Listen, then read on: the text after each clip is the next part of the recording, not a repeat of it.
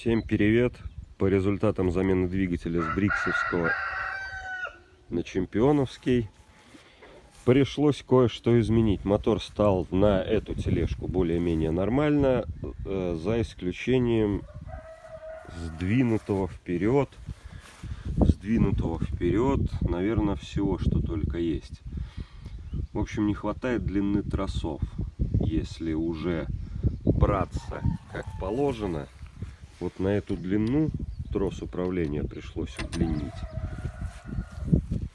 Вот это место управления, его пришлось удлинить. И ручку перенес вот с этой стороны на эту, чтобы тросика хватало, потому как все органы холодного запуска и управления оборотами находятся с этой стороны.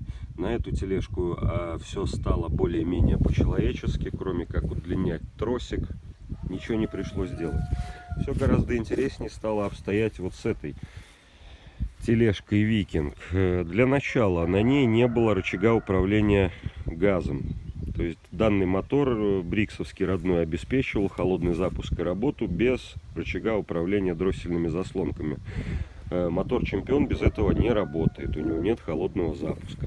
Поэтому пришлось сюда прифигачить ручку от мотоблока Нива вместе с тросиком. Все теперь благополучно функционирует.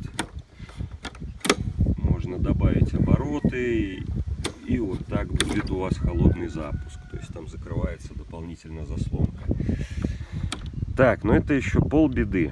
Тут как бы ладно, ручку приколхозили, длины остальных тросиков хватает, но здесь беда в другом. Здесь не садилась на тележку сам двигатель, вот эта шляпка болта в этом месте.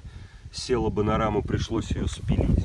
И второе место вот это.